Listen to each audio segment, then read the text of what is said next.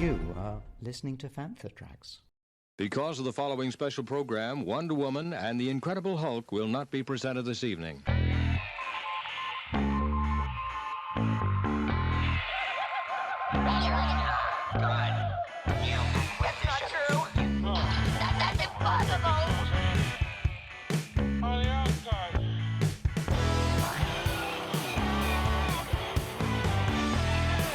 It's time to get all your Star Wars news in a single file.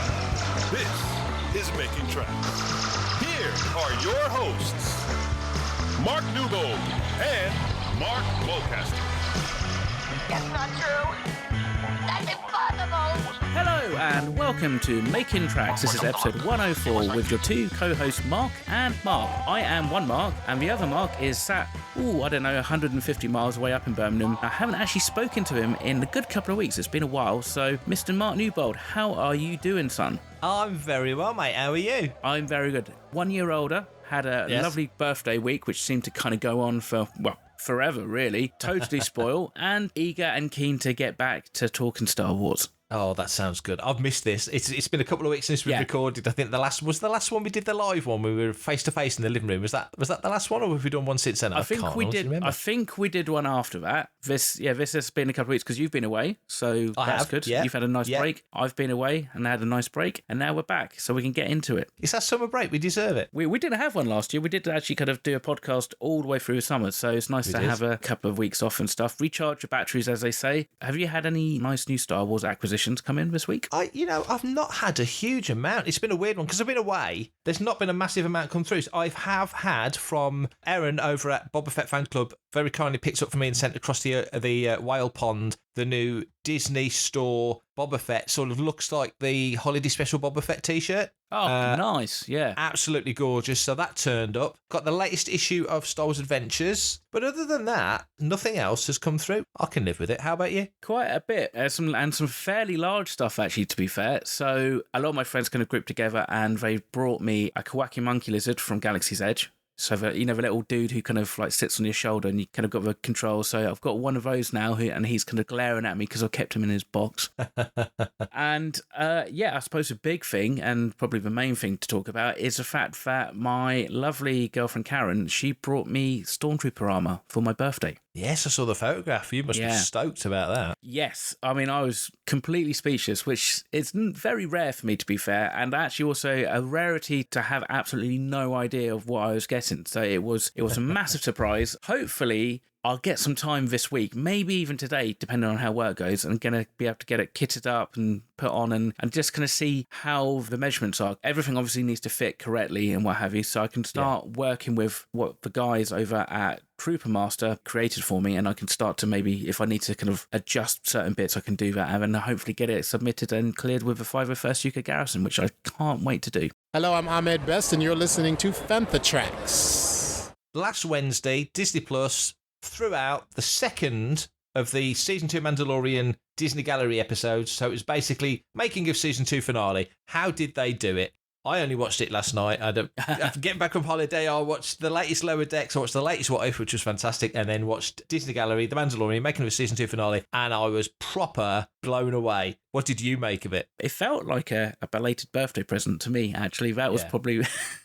That might be a little bit narcissistic to kind of like state that, but yes, I thought it was great, and I think it's very clear that they made a good call by not trying to cram this into the back part of the original Season 2 Mandalorian episode of, the gallery and just have it as a separate standalone, because I think it really required it. At first blush, I was thinking, well, actually, if we're going to talk a little bit about the deep fake and we're going to talk a little bit about getting Mark in and all that, but actually they spent a lot of time and they covered stuff in a really nice kind of way whereby they kind of like hold their hands up and say it's always going to be a risk bringing back a character, especially like Luke, and how do you deal with that, and which Luke, I thought it was really interesting how they delved into that and kind of said, like, everybody has a different idea of actually who Luke Skywalker is and actually what version of Mark Hamill is your Luke Skywalker. So I can see they had to weigh that up and spend a lot of time doing it. So I thought it was a really honest documentary. Credit to them for actually covering the fact that with deepfake technology, there is an inherent risk of actually using it for bad and for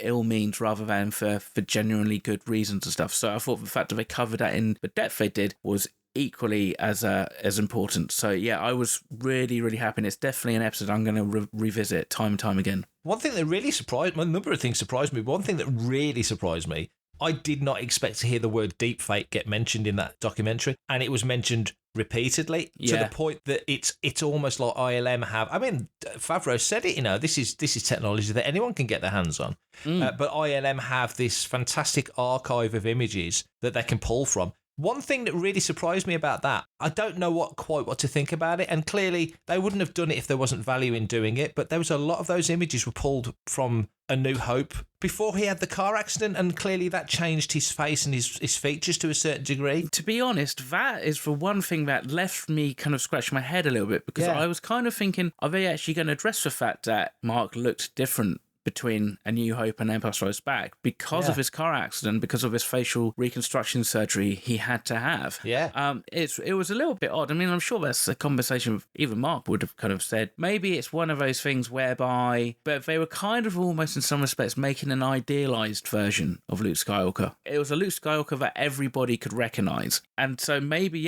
they kind of went with more of the boyish A New Hope look. But also interesting how they had to go and scour the internet to find all these other archive interviews that they didn't have in their archive, stuff when he's on like French TV and stuff like that, which it happened during the promotion of Empire Strikes Back or Return of the Jedi, and they wouldn't have thought to have kept it. So it was really interesting just like how they approached that. Absolutely. And another element that surprised me as well, the voice as well as the visual. Put all these sound clips of Hamill in and build up this intelligent sort of database of audio of him, and then the AI would then be able to relate it and transfer it into what you got on the episode. So not only is the visual manipulated, but the voice is manipulated. And of course, the crux of the whole thing, and it was said by all of them, by Favreau, by Filoni, by everybody, was we had to sit on this for like 16 months or whatever it was, and pretend it was Plo Koon, which kind of makes no sense because we know Plo Koon died in Revenge of the Sith. Exactly. But all these things that they did so cleverly to keep it hidden. And what a treat for Peyton Reed, for example, to be taken to one corner and told, actually, we're bringing the guy back. What, the guy? The guy, and every element of that, as it built through, they explain, seeing the X-Wing, then seeing the Jedi robe, igniting the green, and then all the other stuff. But the fact that the voice as well is manipulated, that didn't get as much detail as I would have liked to have heard. That was fascinating to me. But the crux of all of it was the fact that Hamill was on set in the costume. They show the bit when they go to his house in December 2019, back when the world was normal. And there he is in the outfit holding Grogu. That they showed him episodes of Mando before any of us ever saw it. It makes me wonder if they were thinking that far ahead before the first episode hit Disney Plus.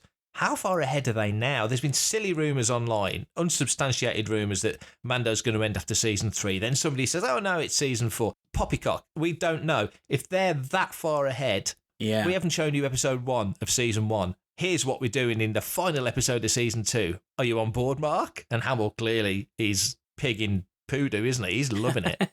When I was listening to it, after the initial shocks, I think it must have been on like a second rewatch or something. I was like, the voice doesn't sound quite natural, but I was thinking, have they got somebody else to do the voice? Are they using this AI voice algorithms, which I've heard of around that it gets used in some places, because also it's a great way to make somebody sound a little bit younger. And of course, with like the Marvel films and stuff, when they deal with de-aging tech, your voice kind of tends to lower as you get older. So you've got to pitch it up and stuff like that. You've got to think probably every single time that a different season 2 like spoiler or leak got out, they must have all been absolutely crapping themselves because they're thinking, as Ahsoka, tick that one off, that's been leaked, Boba Fett, that's been leaked, right, and the one that hasn't, and the one that we really want to make sure doesn't, is Luke Skywalker. And the fact that it didn't probably is, again, testament to the fact that everybody who worked on that show knew what was at stake, the same way that nobody let slip about Grogu before episode 1. Yes, it's great to see Boba Fett, and it's awesome to have Ahsoka transition from animation to live action,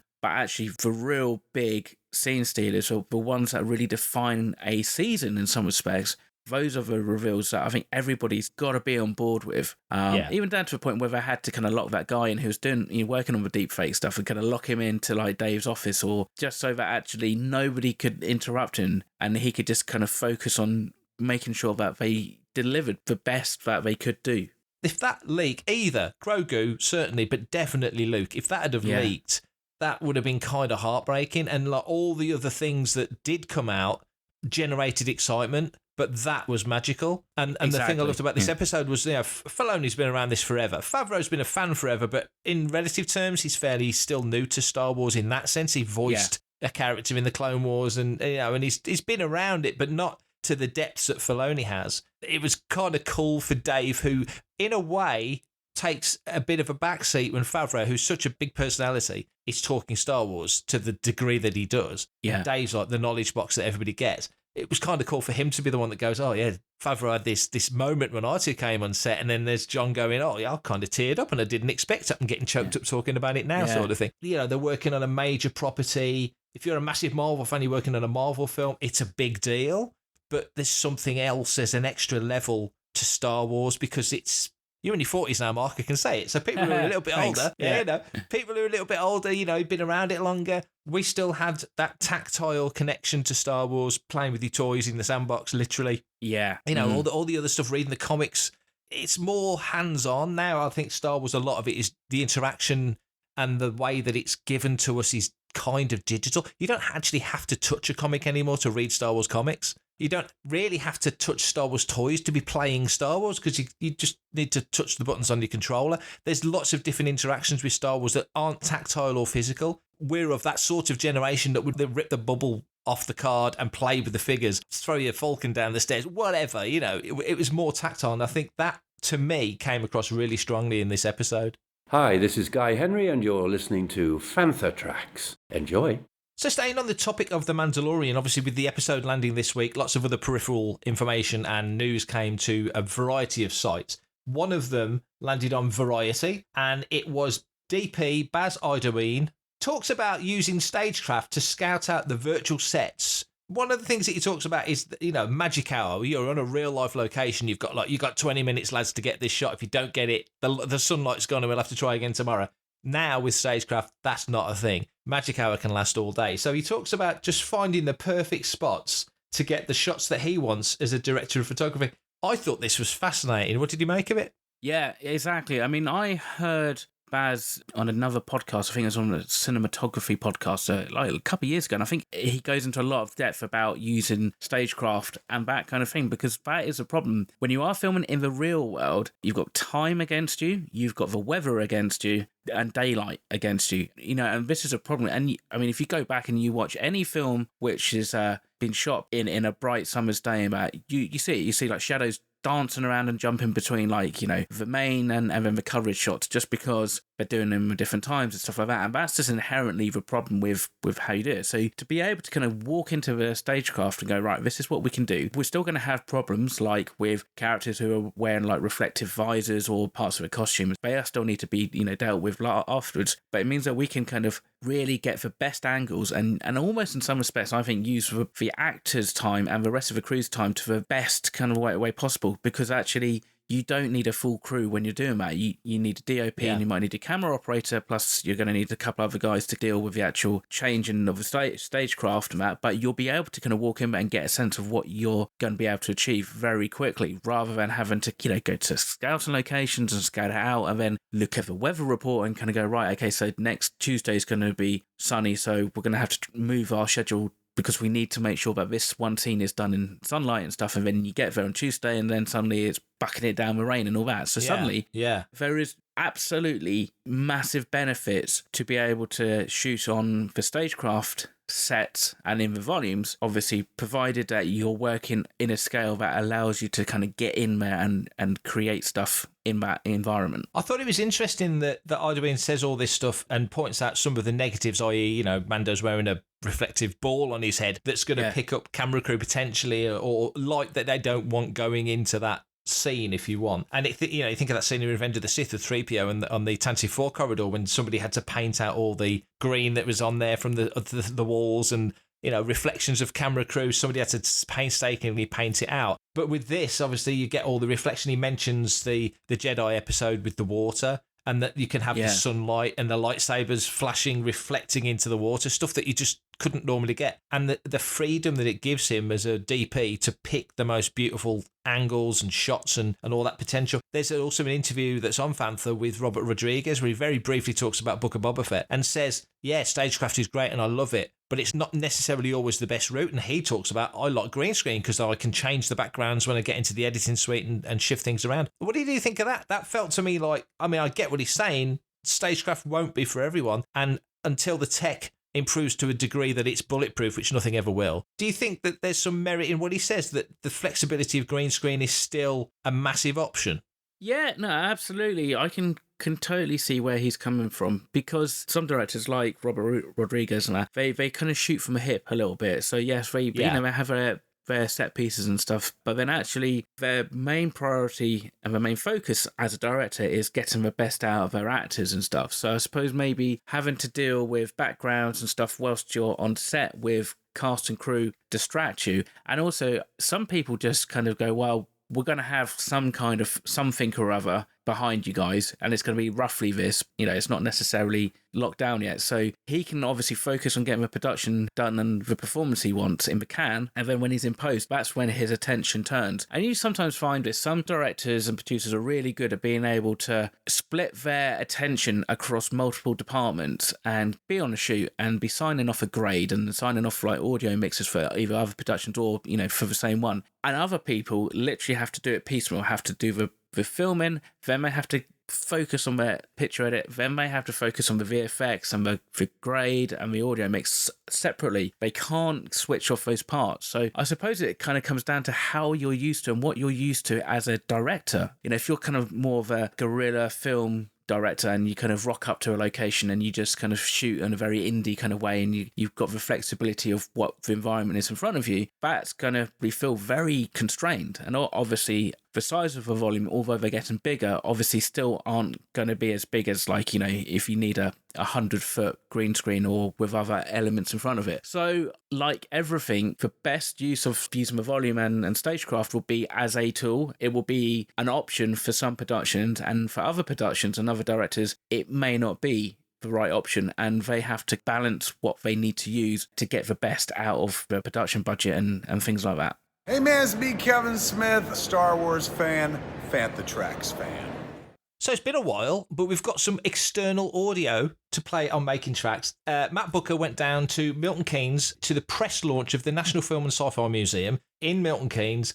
It's a massive place. It's got props, it's got sets, it's got all manner of things, costumes from right across the sci-fi realm, including Star Wars. Matt went down, and whilst he was there, he had a chance to chat with the guy behind the whole thing, also behind Showmasters and London Film and Comic Con, Destination Star Trek, and all manner of events, Jason Joyner. So here's Matt having a catch up and a chat with Jason, talking about the new National Film and Sci-Fi Museum in Milton Keynes.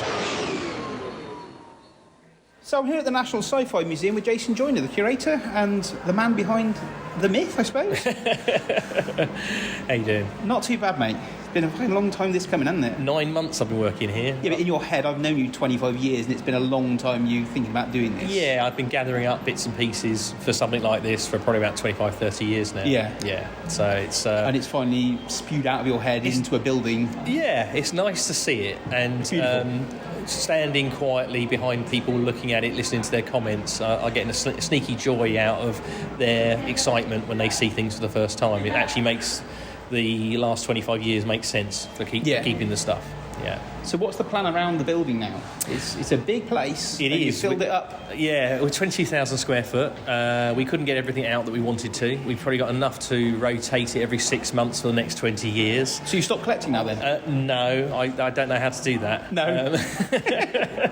So in fact, it's actually made it worse because I had more reasons to buy things that I didn't need to have before. So in fact, I actually bought a significant Star Wars costume, original screen use from the first film the other night off the back of the positivity I got from people walking around. I thought, really, I need to get this thing. So when will that mystery piece be on display? That mystery piece will probably be on display in the next 2 months. Oh, really? That's significant. Yeah.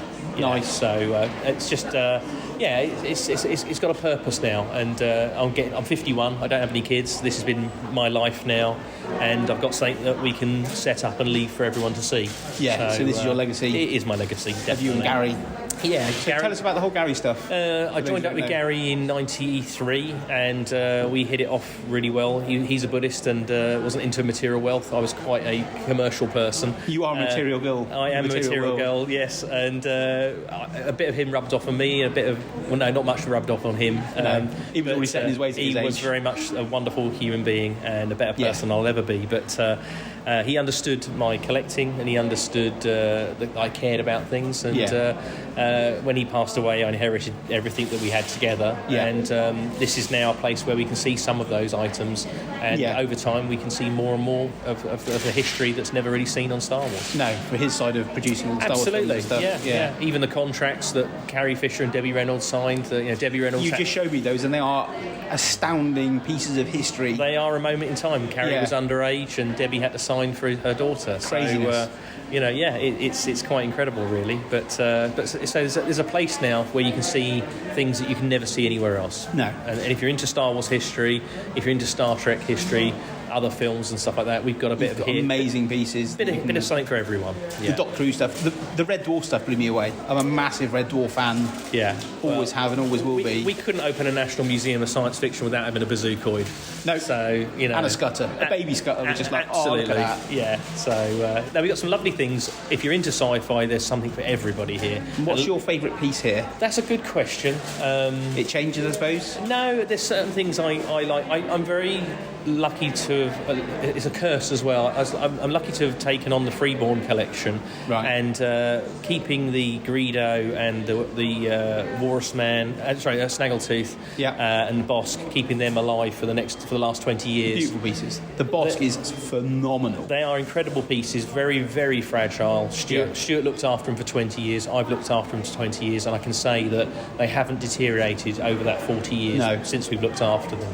And that's really important to me, and it means that future generations will be able to see these creatures and some of the baby Ewoks and things like that. Oh, the Wotlings are beautiful. Yeah, and they're in really good shape. The Yoda hands aren't in a very good shape. No. That's just what they were made of, isn't it? Everybody always asks, where is Yoda now? Well, that's 90% of the parts there. And it's one set of parts. We have about 10 sets, tapping feet, stuff like that. But they were literally made to last for a few weeks. And once they were finished, they started rotting down. But you can actually see them in the original condition of how they were left. They're not usable anymore. They're like Oasis, but you can actually see the original parts and the mechanisms that were made for them. So they're quite... and his team. Yeah, absolutely. At the dawn of animatronics. It's incredible stuff. Yeah. Beautiful stuff.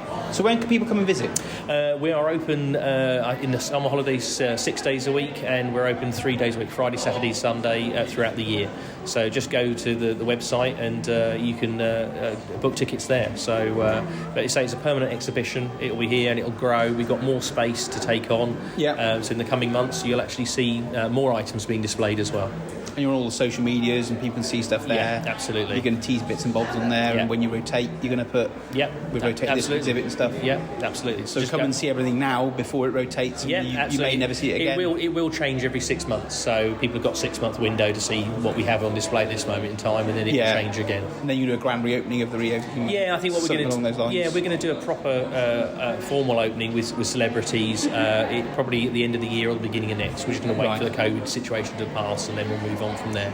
And you've got more event space here for stuff? Yeah, we got event space for smaller events, so for up to about 300-400 people, some niche events. So you've known how to run events for a while. We've done a few. We'll have a few Empire Days here, which is something everybody really wants. So I was at the second one. Yeah, and they were special days. They were. They're very important. So and they're quite unique. So everything's got a different theme, and because we've got the museum here, you'll get to see the items in the museum. Plus, we'll pull out things just for that day or just for that weekend. And have talks with guests. Absolutely, so you can get really close. Talks with guests. You can't do them as much very often. Yeah, and sadly we're losing guests, so we have. We've lost far too many. We need to get more of them out to see, because they want to get out and be seen, and it's important that we get that information transferred over to other people before it's gone and lost forever. Yeah.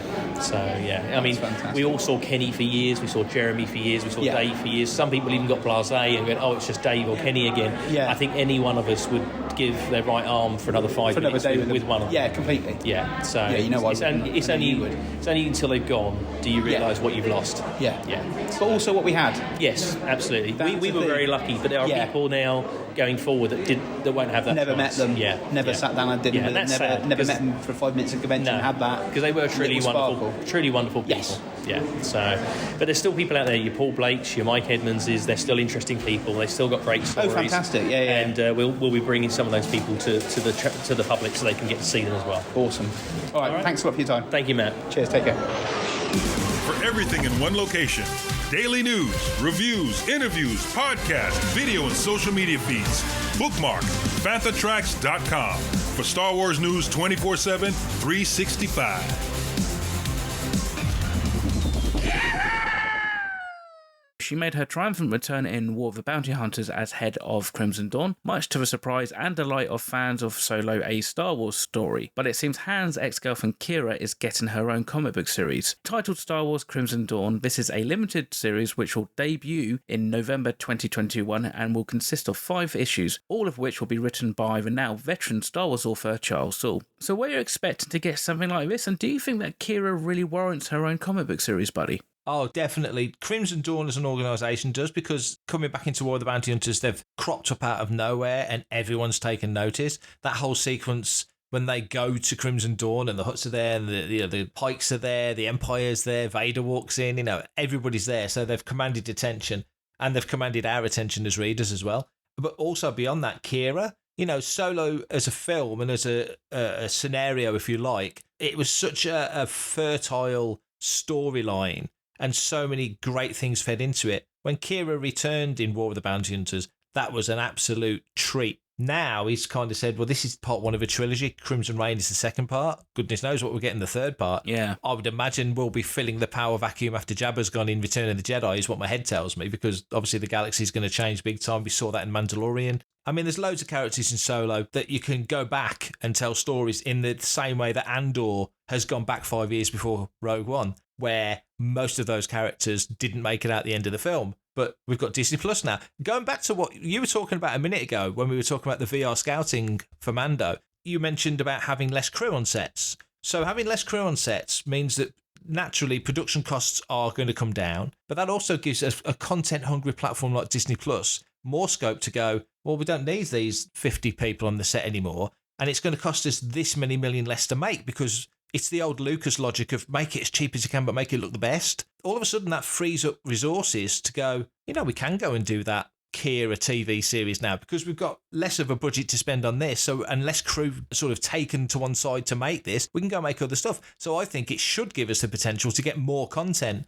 With this now, we're finally 3 years on, starting to delve a little bit more into the details behind Crimson Dawn, the nuts and bolts of Solo. It feels like we're starting to investigate Solo. I know this is between Empire and Jedi. It's all about coffee table Han Solo, all that stuff. We get that because that's been nicely done in Vader, in the main Star Wars title, in Afra. They're all in that Empire to Jedi period. But I think this could be fascinating, and I really hope it means that there's a future, more than outside of comics. I want to see books, more of a future for that sort of Solo set of characters. What about yourself? 100% agree with you. Let's be fair. The way that her character was kind of left at the end of Solo, it was fairly obvious that they were leaving for breadcrumbs for potential sequels and stuff. I guess the hope would have definitely been a theatrical sequel, but then this gives us the option to pick up 10-15 years later in the comic books, but then that by no means means that they can't go back and do a Crimson Dawn prequel series on Disney Plus, and bring back some of these characters from Solo, because I think Emilia Clarke performed really well as that character, and she's certainly got a presence both in the comic books but also on screen. This is definitely something that is a right step, and I think also the problem is now we're kind of getting cluttered in that era between Empire Strikes Back and Return of the Jedi, and really the War of the Bounty Hunters really fills up so much of that space. So it's really interesting to see, actually, will this kind of, as you say, go past like Return of the Jedi into that post-Empire era and see how maybe she kind of like steps into part of that power vacuum with Jabba the Hutt and seeing where she ends up. Because I think ultimately that will be really interesting just to see. So, and looking at some of these covers, you've got Dr. Aphra there, and you've got Luke and Leia and that. So it sounds like it's going to be another fairly heavy crossover story. Because she's a character that's got this power base behind her. Yeah. You want to know what happened between Solo, which is like 10 years before A New Hope. So now we're like 13 years since Solo at this point. So you want to know what she's been up to, what Crimson Dawn's been up to. Obviously, Maul was the top guy. Yeah. When we left the end of Solo, she was answering to Darth Maul. We know Maul died in Rebels 3 or 4 years before A New Hope. So she's been in charge for a while. And that's to say Maul was even still with Crimson Dawn at the time of Rebels. I'm not quite sure on how. That's a big question because I wonder if maybe Crimson Dawn ends up filling that role that Black Sun did in the expanded universe. Especially Prince Ishal, where he had the Emperor's ear. I wonder if something like that happens because, again, that's the story. Is if you're like the head of a crime syndicate like that, generally you're only going to be taken out and you're going to die. You're not going to be left living because that always leaves a risk for your successor. So the fact that he was removed from Crimson Dawn suggests that something happened, and that in itself is a fascinating story. And just seeing the interplay between Kira and Maul and like how does she deal with somebody who's slightly unhinged and also very, very dangerous. And she's clearly dangerous herself. She's going straight in with Darth Vader, so that kind of gives you maybe a hint that maybe she had gone toe-to-toe with Maul. I don't know. I mean, tantalising, absolutely tantalising. Really excited about Crimson Reign, mega excited about what comes next. Ultimately, the bottom line, really glad that Kira's back and part of the Star Wars galaxy. Hi, I'm Simon Paisley Day. I played General Quinn in Star Wars 9. You're listening to Fantha Track. So, whilst discussing her wider career, Thandiwe Newton decided to weigh in on her role in Solo: A Star Wars Story. She is less than impressed at the fate of her character. So this is what she said. I felt disappointed by Star Wars that my character was killed. And actually, in the script, she wasn't killed. It happened during filming, and it was much more just to do with the time we had to do the scenes. It's much easier to just have me die than it is to have me fall into a vacuum of space so I can come back sometime. That is what it originally was, that the explosion, she falls out and you don't know where she's gone. So I could have come back at some point, but when we came to filming, as far as I was concerned and was aware, when it came to filming that scene, it was too huge a set piece to create, so they just had me blow up and I'm done. But I remembered at the time thinking, this is a big, big mistake. Not because of me, not because I wanted to come back. You don't kill off the first black woman to ever have a real role in a Star Wars movie. Like, are you joking? So, she's not mincing words there. She's not holding back. She's not impressed that the first significant role for a black actress in Star Wars ends up with the character being killed. Do you think there's any validity to her comments? Possibly. I suppose in some respects the question is, was that part of a reshoot or was that always her original intention, was that she was going to basically be, left ambiguously alive or dead? So it's in the original Lord and Miller script, or was this something that's happened in the subsequent reshoots and stuff like that? Which probably, if it was something that was just happened in the reshoots, then I can totally understand where they're probably coming from, because it was just like, well, we've got to basically reshoot a film and time's compressed and that, and so let's just if she dies, she dies. So the other question is, I was thinking about this whilst I was looking at this article originally. It's like, if she falls to her death or not death, would she come back later on in the show, or it's a character spare that they can use at a later point? Because I was thinking, well, really, after that point, she'd probably just be around, and I don't think they'd find much use to her, because the dynamic really is, Beckett and Han, and Beckett and Kira, and Lando. So having like somebody else there would probably be a bit like if you had Obi-Wan Kenobi in the briefing room out, after the Death Star assault. Is what actually is he going to do? That's a good analogy, yeah. A few things. One, she accepted a minor role, and Val is a minor role. How many lines does Val have? Maybe 6 or 7. I liked the character in the sense that you can see Han picks up certain elements. He's a bit of a sponge for those Beckett gang. All of those characters there completely to serve Han Solo as a character leading out, because really Solo: A Star Wars Story has got no other job other than to explain and give you some meat on the bone as to why Han Solo is the way he is when you meet him in Star Wars 10 years later, whatever it is. Why did she take such a small role if that was going to be an issue? Surely she knows her character at some juncture either falls into a massive ravine of ice on Vandor and she's going to die, because it's not like she's carrying a jetpack. But I love the fact that she makes that heroic decision, heroic. You know, she's doing it for the mission. She's screwed. There's no way out. These droids are all around her. There's no way out. So she's like, sorry, guys, I'm not going to be there with you. Pops a button and bang, and there she goes. Another question is, what if she'd been cast as Jyn in Rogue One? Yeah. Jyn dies at the end of Rogue One. Would Thandiwe Newton have been equally as annoyed if she'd have played Jyn and then Jyn dies at the end? Oh, blimey, I go through all that and then they blow me up at the end. Now, the silly thing is we've just been talking about Kira. Now, Kira survives. Yeah. But we could be going back to, you know, you could just as easily do a Kira prequel. We've got Andor coming out. Andor is 5 years before Rogue One. We're going to meet all those Rogue One characters again. You know, what if they announce tomorrow, they go, we're going to do a Beckett series. We've got Woody Harrelson coming back to play Beckett, and we'd love you to come back and play Val again. And we're going to get John to play Rio again. And let's tell a story of how you guys became the gang that you were and all the stuff you had fighting Enfys Nest. It's just as likely as anything else. Ron Howard came in, had to pick up the reins from what Lord and Miller had done, and there was a lot of moving parts. It's not Bucky in The Winter Soldier, you know, falling off the train and surviving. It's not a superhero film. I know Darth Maul got chopped in half. There's been a couple of characters that came back that's like, they should not come back, and Maul is clearly one of them. But that was George's decision, and they made it work with all the Night Sisters stuff. But then you step slightly to one side and hear the news that Donnie Yen has said he would happily come back to play a role in... And he doesn't specifically mention Chirrut. He just says, I'd love to come back to Star Wars. But you think if he's coming back to Star Wars, he's going to play Chirrut. If he came back as Chirrut, it's got to be a prequel.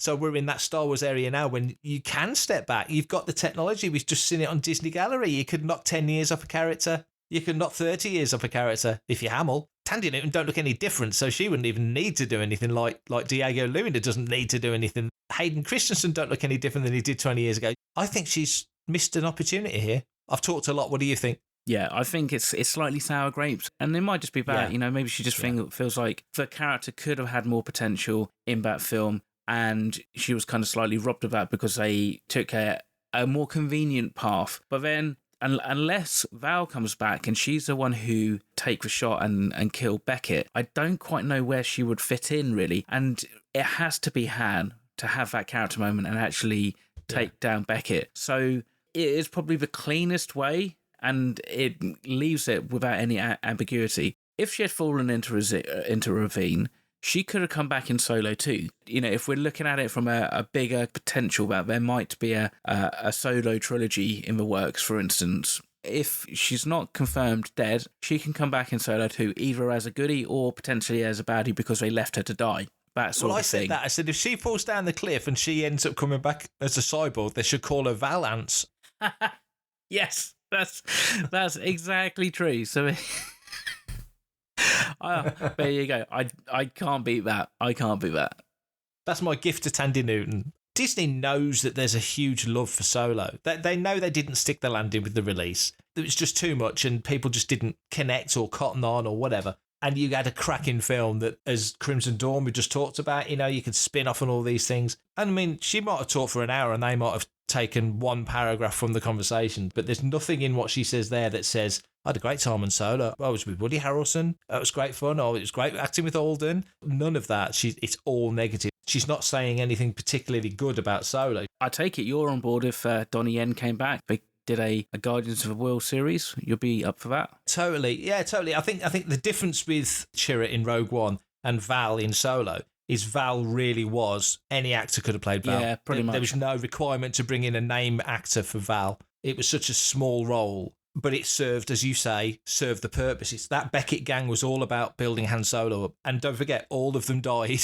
All the Beckett gang died. By the end of the film, they're all gone. So she's not unique in dying. There's nothing special about her dying. They all died. But with Chirrut, that Guardians of the World stuff, all the stuff on Jeddah, still makes me sad that they destroyed Jeddah as a location, which is why I'd love to go back and see more of it. I'm hoping we go to Jeddah in Andor. Like Kijimi in Rise of Skywalker. That's as far forward in the timeline as we've got. So there's the potential in future stories, if that makes sense, future stories to go to Kijimi. We know it's got a finite destiny. It's going to get blown up like Alderaan did, but it's a beautiful location. And I really want to see more of these locations.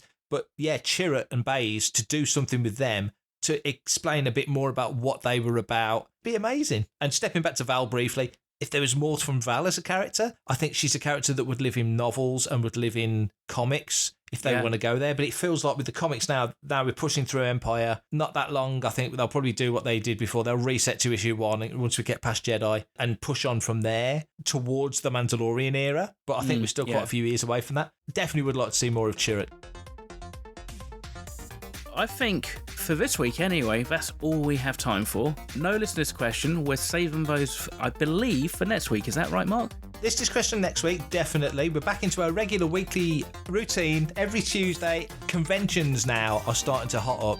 So we've got an event in Coventry later on this month that we're both going to be at, September 19th. Meanwhile, Coventry, which is a comics-related event. And then once we get into October, MCM London, Gateshead Unleashed, hopefully. There's Croydon Family Fun Day, MCM Birmingham, LFCC, Wales Comic-Con. Farthest from, it's getting busy, and there's going to be audio, hopefully, from all of them. So can't wait. Right, so in case you're new to the show and you don't know how to get in touch, but I would like to drop us a line and either send us a question for or theory or complaint, especially complaints, they can definitely go straight to Mark. You can find out how by listening to the next interesting 30 seconds. Okie dokie, 30 and seconds. Timing you. Yeah. Oh, right, okay, I better get speaking quickly now. Okay, all right, if you want to be part of the action that's so updated on all the latest Star Wars news, visit fanthatracks.com or check out the free Fantha Tracks app through the App Store to follow us on your mobile device. Thank you very much. You can reach out to us and send in your listeners' questions by emailing radio@fanthatracks.com. Comment, like and share on any of our social media feeds at Fanthatracks, and be sure to subscribe, leave a review on Amazon Music, Audible, Apple Podcasts, Google Podcasts, Spotify, or your podcatcher or smart speaker of choice. Is that 30 seconds yet? And as always, thanks to James Semple for composing the Fantha Tracks intro, Adam O'Brien for our Making Tracks only music, and Mark Daniel and Vanessa Marshall for our voiceovers. Remember, tune in weekly to our Fantha Tracks news show, Good Morning Tatooine, live Sunday evenings at 9 o'clock UK time, 4 o'clock Eastern, 1 p.m. Pacific on Facebook and YouTube, and we will be back next week, and we all can't wait. And that's me done, and that's the longest 30 seconds ever. Well done, buddy. That was pretty close. I think it was about 47 seconds. I didn't even start the timer. Let's do a hand solo. Let's round it down to 30. Let's round it down to 30. Brilliant. Thank you for joining me again this week. It's been fun as always. I've missed this. I've genuinely missed this. So thank you for finding the time, and we'll try and get back to our regular scheduling as well. Definitely. We will do. Definitely. That is a promise. And of course, everybody else, you stay safe. Take care. Keep on wearing those masks. Get vaccinated if you haven't already, and may the force be with you. Coming up next on Fantha Tracks Radio, it's another episode of Making Tracks.